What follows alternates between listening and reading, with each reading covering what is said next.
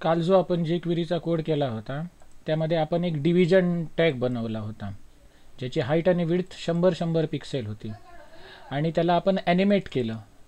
या डिव्हिजन टॅगला मी I D दिला मायडिव आणि या मायडिवला मायडिव हा आय डी ज्या एलिमेंटला दिलेला आहे त्या एलिमेंटला मी ॲनिमेट केलं.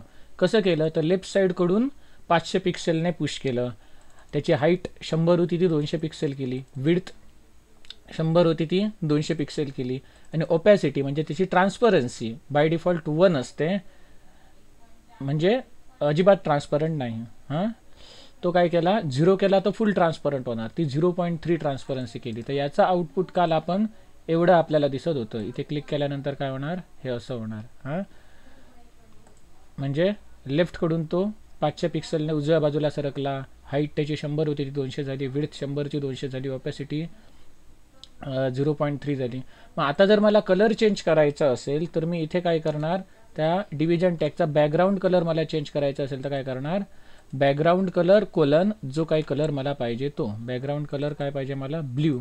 पण जर मी समजा असं केलं आणि रन केलं तर हे बाय डिफॉल्ट होत नाही, कलर चेंज झाला नाही. मग याच्यासाठी काय करावं लागतं, तर हे कलर चेंज करण्यासाठी इथे जशी आपण जे क्वेरी इम्पोर्ट केलेली आहे या नॉर्मल जे क्वेरीमध्ये हे कलरचा पार्ट नाही आहेत, नॉर्मल जे क्वेरीमध्ये कलरचा पार्ट नाही आहेत. त्याच्यासाठी एक दुसरी आहे एक CDN,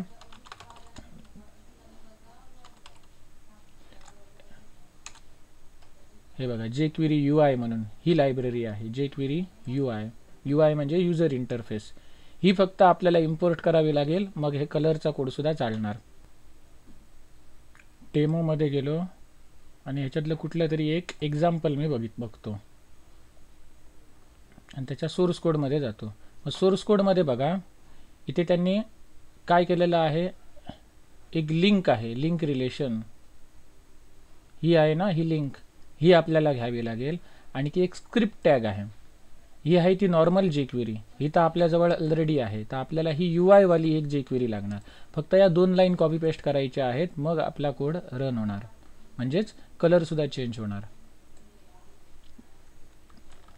मग ही कॉपी केली लाईन आणि इकडे पेस्ट करतो. ही काय आहे, लिंक स्टाईल शीट आहे, CSS फाईल आहे, एक्सटर्नल CSS फाईल जी सर्व्हरवरती अपलोड केलेली आहे या पाथवरती. आणि पहिला या CSS फाईल्स टाकायच्या, त्याच्यानंतर स्क्रिप्ट टॅग टाकायचे.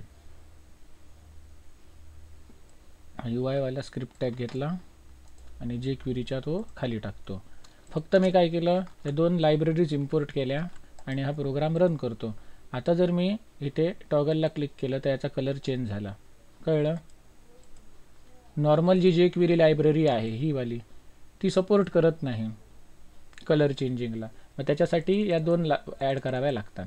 जे क्वेरीच्या नंतर दुसरी लायब्ररी ॲड केली आणि त्याची CSS फाईल होती ती वरती ॲड केली. CSS फाईल शक्यतो वरती ठेवल्या जातात आणि त्याच्याखाली जावास्क्रिप्टच्या फाईल लिहितात. मग अशा प्रकारे आपण जे क्वेरी आपण बघितलेलं आहे, जे क्वेरीचं सार आपण बघितलेलं आहे, जे क्वेरीचा इसेन्स बघितलेला आहे.